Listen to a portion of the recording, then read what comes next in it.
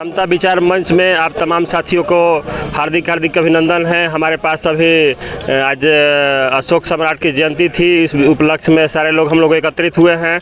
यहाँ पर हैं हमारे साथ रोहित भैया, इनसे थोड़ा सा अशोक सम्राट के बारे में आज जो जुलूस निकला भैया, आप कैसा रहा जुलूस? देखिए, जुलूस बहुत भव्य था। जिस तरह से अभी 2 साल से हम लोग ये प्रोग्राम कर रहे थे और 2 साल में जो ये चुनाव है, चुनाव के चलते कुछ लोग नहीं आ पाए हैं कि आचार संहिता लागू है, नहीं तो और ज़्यादा भीड़ होती।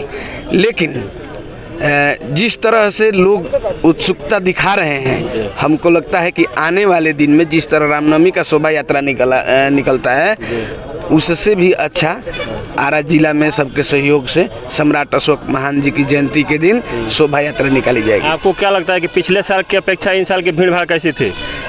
भीड़ भाड़ बहुत अच्छा था, भीड़ भाड़ कम नहीं था। इससे भी अच्छा भीड़ होता अगर ये चुनाव नहीं होता, आचार संहिता नहीं लगता, क्योंकि हमारे लोग संविधान को जानने वाले लोग हैं, हमारे लोग संविधान को इज्जत सम्मान देने वाले लोग हैं, तो नहीं चाहते हैं कि संविधान का उल्लंघन हो। इसके चलते कुछ लोग नहीं आ पाए हैं। हमारे सम्राट अशोक महान जी की जो ये आज जयंती मनी है, इसमें उसी विचारधारा से लोग हैं जो कि संविधान को सम्मान करते हैं। आपको लग रहा है कि मैंने धीरे धीरे हमारा समाज बदल रहा है, मैंने वो पिछली परंपरा को छोड़कर नई परंपरा जो विज्ञानवादी हो और तर्कवादी हो, उस सोच के साथ आगे बढ़ रहे हैं? आपको बताते चलें, समाज कभी भी बदला था और सम्राट अशोक महान जी की आज जयंती है और सम्राट अशोक महान जी सभी धर्मों को सम्मान करने वाले थे। जिनको जिसमें अच्छा लगता है, जहाँ से खुशी हो, मन को तसल्ली हो, वो अपना माने, किसी का रुख नहीं है। लेकिन जो लोग तर्क के हिसाब से, वैज्ञानिक के हिसाब से देखिएगा, तो जो लोग समझते हैं तो उस और आगे बढ़ते हैं। तो हमारे लोग जो अभी जुड़े हैं या जो जुड़ने वाले लोग हैं, हम लोगों के विचारों को जानकर ही हम लोगों के साथ आते हैं, और जो लोग हमारे साथ आते हैं वो लोग प्राकृतिक को मानने वाले लोग हैं और प्राकृतिक के संपदा जो है उसको बचाने के लिए सभी लोग एकत्रित हुए हैं और इसमें हम लोग काम करने का काम करेंगे। चलिए, बहुत अच्छा लगा। सर, अपना परिचय बता दीजिए। मेरा नाम रोहित कुशवाहा है और मैं राष्ट्रीय लोक मोर्चा का जिलाध्यक्ष, जो कि माननीय उपेंद्र कुशवाहा जी की पार्टी है। बहुत बहुत धन्यवाद सर। आगे हम मेरे बगल में बैठे हुए हैं वीरेंद्र साक्य जी, इनसे भी थोड़ा सा 2 बात करना चाहेंगे। अशोक सम्राट की जयंती में हम देख रहे थे कि सर आप एकदम देख रहे थे कि पूरा आगे ही झंडा लेकर पूरा एकदम अंदर से हर्षों और उल्लास के साथ एकदम मैंने पैदल चले जा रहे थे। इस विषय में आप क्या कहना चाहेंगे?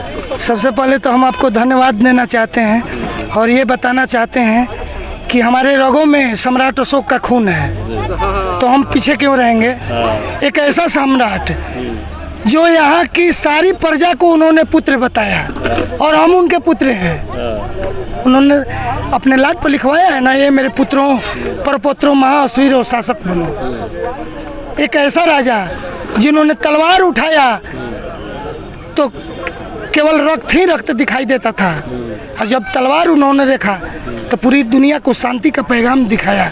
इसीलिए भारत को बोला जाता है विजयी विश्व तिरंगा प्यारा, झंडा ऊंचा रहे हमारा। इसमें हमको कहना है कि जिस देश को उन्होंने तलवार के बल पर नहीं जीता, उन्होंने बुद्ध के धम्म को फैला के जीता। क्योंकि वहाँ जब श्रीलंका अपनी बेटी को भेजा, जिसका नाम था संघमित्रा, और बेटा महेंद्र को जब श्रीलंका उन्होंने भेजा, तो वहाँ सिंगली वंश के जो लोग थे, तो सिंगली वंश वालों ने कहा कि अरे मैं आज भी जाइएगा तो कहते हैं कि हम सम्राट अशोक के वंशज हैं। तो सम्राट अशोक के समय में कोई जाति नहीं थी, कोई धर्म नहीं था। अगर धर्म था, लेकिन इन्होंने अगर चाहते तो सबको एक छत के नीचे, लेकिन सम्राट अशोक महान इसलिए बोला जाता है क्योंकि उन्होंने सभी धर्मों का सम्मान किया। हमारे अभी रोहित जी ने बताया, ये बिल्कुल सत्य है। चलिए, बहुत बहुत धन्यवाद सर। अपना थोड़ा परिचय बता दीजिए। मैं वीरेंद्र साक, ऐसे अध्यक्ष, मैं बुद्ध परिवार संघ बिहार, साथ में जो ये सम्राट अशोक जन्मोत्सव समिति है, मैं उनका इसका उपाध्यक्ष भी हूँ। चलिए वीरेंद्र भैया, बहुत अच्छा लगा आपसे बात करके। अब थोड़ा सा हम बात करेंगे, हमारे बगल में बस बैठे हुए हैं अभिषेक बोस जी। थोड़ा सा आप भी दो शब्द बोलिए सम्राट अशोक के बारे में।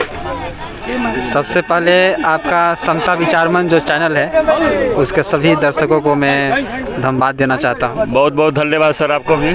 और आज सम्राट अशोक की जयंती थी और सम्राट अशोक के जन्मोत्सव पे सभी दर्शकों को हार्दिक बधाई, शुभकामनाएं। और आज सम्राट अशोक जन्मोत्सव समिति के द्वारा पूरे शहर में भव्य जुलूस निकाला गया। उसमें बहुत तरह से लोगों ने उसमें बढ़ चढ़ कर हिस्सा लिया। पूरे शहर में एकदम हर जगह व्यवस्था किया गया था, पानी का और उनके जलपान का व्यवस्था किया गया था। सभी लोग पूरे जोश में, उमंग में और पूरे अनुशासन का पालन करते हुए पूरे भव्य तरीक़ा से जुलूस मनाया। और ये दिखाता है कि अब हम अपने पूर्वजों को पहचान रहे हैं, जान रहे हैं और उनका जन्मोत्सव हम लोग मना रहे हैं। आपको मैंने लगता है कि मैंने अनुशासन का पूरा ख्याल रखा गया था इस जुलूस के दौरान। मैंने जैसे हो कि एम्बुलेंस की गाड़ी हो उसको साइड देना और किसी पब्लिक के परेशानी ना हो, उसका ख्याल रखा जा रहा था जुलूस में। बिल्कुल बिल्कुल। देखिए, हमारे जुलूस का पहले ही ये तय हुआ था कि किसी एम्बुलेंस हो या फिर कहीं पे ट्रैफिक हो तो वहाँ पे हम लोग उसको जगह दे रहे थे। और हमारे जितने भी वॉलंटियर लोग थे वो इसमें लगे हुए थे, किसी को कुछ परेशानी ना हो। अनुशासित तरीके से एकदम शांति प्रिय ढंग से उसको काम किया गया।